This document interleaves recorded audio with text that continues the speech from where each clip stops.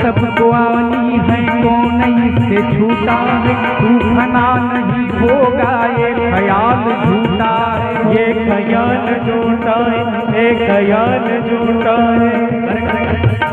मरण सगळ्यांनाच येणार आहे, मी मरणार नाही हा विचार डोक्यातून काढून टाका बरं का। हा मृत्यू लोक आहे आणि या मृत्यू लोकांमध्ये प्रत्येकालाच मरावं लागतं। कुणाचं आयुष्य कमी आहे, कुणाचं जास्त आहे, कुणी लवकर मरणार आहे, कुणी नंतर मरणार आहे, पण मरण सगळ्यांनाच येणार आहे। आणि एक टाका या देहातून श्वास बाहेर पडला की मग त्या माणसाची अवस्था कशी होणार आहे, जरा लक्षपूर्वक आहे।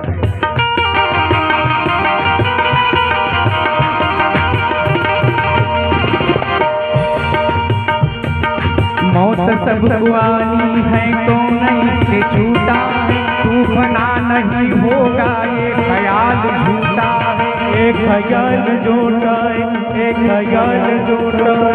सांस टूटते ही सब रिश्ते टूट जाएंगे, बाप माँ बहन बीवी बच्चे छूट जाएंगे, बच्चे छूट जाएंगे, बच्चे छूट जाएंगे। आणि एकदा का या देहातून श्वास बाहेर पडला की मग मायबाप, बहीण भाऊ, बायको लेकर फार दूर उभे राहणार। प्रेत घराच्या बाहेर काढायला वेळ जरी झाला ना, घरातले लोक म्हणतात काढा, म्हणजे फटकन बाहेर काढा, पटकन वास सुटेल म्हणजे। ही परिस्थिती होणार आहे या देहाची। मग कशासाठी बरं का अहंता निर्माण करत आहात, कशासाठी अभिमान धारण करत आहात? करा जीवनामध्ये सत्संग, करा जीवनामध्ये सत्कर्म, जा दुसऱ्याच्या संकटात धावून करा परोपकार। किती जमून ठेवलं तरी तुम्ही गेल्यानंतर तुमच्याच घरातले लोक तुम्हाला देतील तिकडे स्मशानामध्ये फेकून आणि संपत्तीसाठी भांडण करतील। फार सुंदर वर्णन केलं, ऐका जरा लक्षपूर्वक।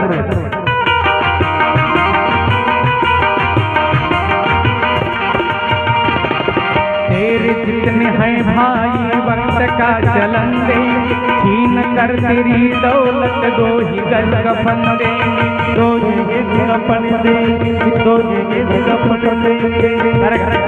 ज्यांना माझं म्हटलं होतं ते सगळेजण तुमच्या संपत्तीवर टिकून आहे, टपलेले आहेत, तुमच्याशी काही घेणं देणं नाही आहे त्यांचं। बघितला असेल कधीतरी व्हिडिओ युट्यूबवर मी पाहिला होता, एक माणूस नेलं स्मशानामध्ये, त्याला नेल्यानंतर बरं का संपत्तीसाठी चर्चा झाली, तिथंच भांडगळ करत बसले, ते राहिलं प्रेत तसंच जाग्यावर यांचीच भांडगळ सुरू झाली।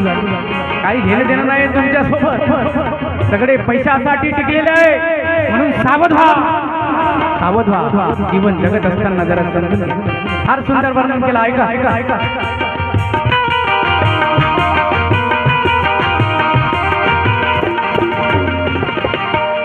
जितने हैं भाई वक्त का चलन दे, छीन कर तेरी दौलत दो ही गज कफन देंगे, दो ही कफन देंगे, दो ही कफन देंगे। सांप कब्र में तुझको उतारा के डालेंगे, अपने हाथ से तेरे मुंह पे खाक डालेंगे, मुंह पे खाक डालेंगे, मुंह पे खाक डालेंगे।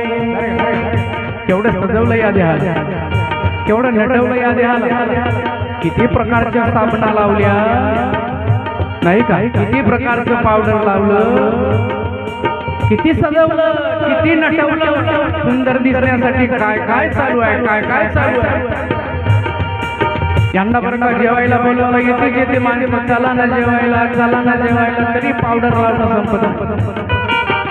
आता एंट्री मधून कार्यक्रम करून आलो, 7 दिवसात 5 डब्बे संपवले पावडरचे, 5। केवढा प्रयत्न चालू आहे सुंदर दिसण्यासाठी नाही का। पण एकदा या देहातून श्वास बाहेर पडला की आपले लोक तिकडे खड्ड्यामध्ये टाकतील आणि स्वतःच्या हाताने आपल्या तोंडावर माती टाकतील। कशी परिस्थिती होणार? फार सुंदर वर्णन केलं, ऐका जरा लक्षपूर्वक।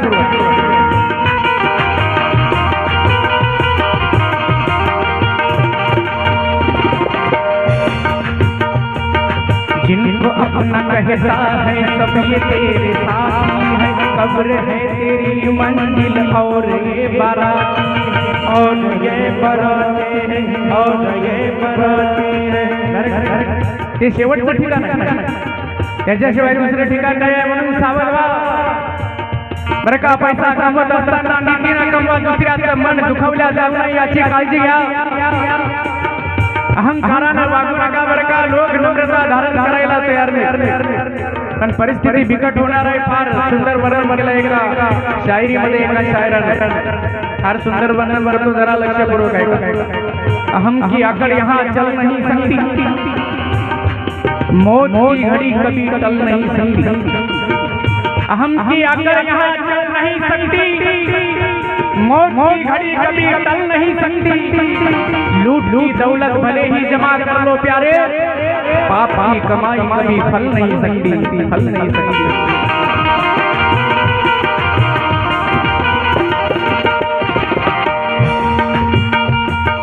तेरी जितने हैं भाई वक्त का चलन दे, छीन कर तेरी दौलत दो ही गज कफन दे, दो ये कपन देंगे, दो ये कपन देंगे. अरे का म्हणून जीवन जगत असताना समजून घ्या.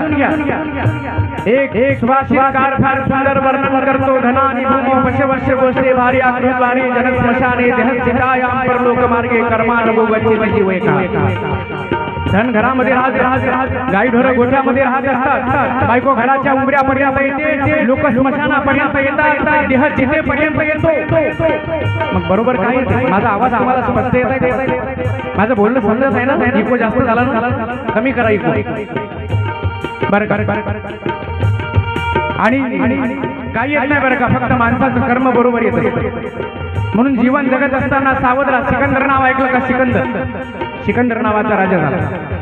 सगळं जग जिंकलं होतं त्यानं. जग काही जिंकायचं शिल्लक ठेवलंच नव्हतं बरं का. आणि एक दिवस त्याची तब्येत बिघडली, कॅन्सर झाला त्याला. जगातले सर्व प्रकारचे डॉक्टर बोलून घेतले बरं का, वैद्य बोलून घेतले, आणि त्या राजाने सांगितलं मला वाचवा म्हणे. डॉक्टरांनी सांगितलं राजा नाही, आता तुला जगातली कोणती ताकद वाचू शकत नाही, तू मरणार आहे. राजाने सांगितलं नाही साहेब, अहो मला वाचवा. मी जग जिंकलं म्हणे, सगळं जग. माझ्याकडे भरपूर संपत्ती आहे महाराज, भरपूर संपत्ती आहे. मी अर्धी संपत्ती तुमच्या नावावर करतो, मला वाचवा हो. डॉक्टरांनी सांगितलं राजा अर्धी नाही, आता पूर्ण केली तरी कोणी वाचवत नाही म्हणे, मरणार आहे. राजाला समजलं आता मी मरणार आहे, आता मला कोणी वाचवणार नाही. मग अक्कल आली त्याला, अक्कल आली बरं का शेवटी. काही लोकांना मरता मरता अक्कल येते, पण अक्कल वेळेत आली पाहिजे. मग मरता अक्कल येऊन काय फायदा आहे? वेळ निघून गेलेली आहे, आली पाहिजे वेळ. त्याला मरता आली बरं का. प्रधानाला बोलून घेतलं, सांगितलं प्रधान मी आता मरणार आहे, आता मला कोणी वाचवत नाही, पण ज्या वेळेस माझी प्रेत यात्रा कराल ना, मी मेल्यानंतर मला तिरडीबल बांधाल ना, त्यावेळेस माझे हात असे मोकळे ठेवा खाली. प्रधानानं सांगितलं महाराज लोक हसतील, आमच्या तोंडात शेण घालतील, आमची निंदा करतील. अरे एवढा मोठा राजा ज्यानं जग जिंकलं, अरे किती संपत्ती आहे, एखाद्या सोन्याच्या पलंगासकट जाळला असता तर काय बिघडलं असतं? हात मोकळे, लोक बोलतील. राजानं सांगितलं बोलू द्या म्हणे.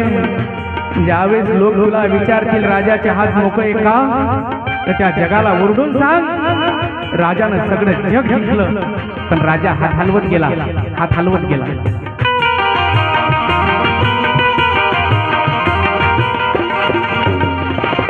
याद रख सिकंदर के हौसले तो आली थे, जब गया था दुनिया से दोनों हाथ खाली थे, दोनों हाथ खाली. इसलिए ये कहता हूँ खूब सोच ले दिल में, क्यों फंसाए बैठा है जान अपनी मुश्किल में, जान अपने मुश्किल में. कर गुनाहों से तौबा के पद संभल जाए, आपके पद संभल जाए. चमका क्या भरोसा है जान कब निकल जाए, मुट्ठी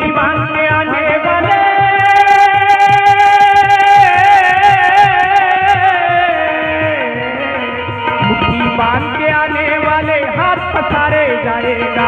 धन दौलत जहांगीर से तूने क्या पाया, क्या पाएगा. चलता सूरज धीरे धीरे जगागीर जल जाएगा, चलता सूरज धीरे धीरे जगागीर जल जाएगा. जाएगा, डल जाएगा, डल जाएगा।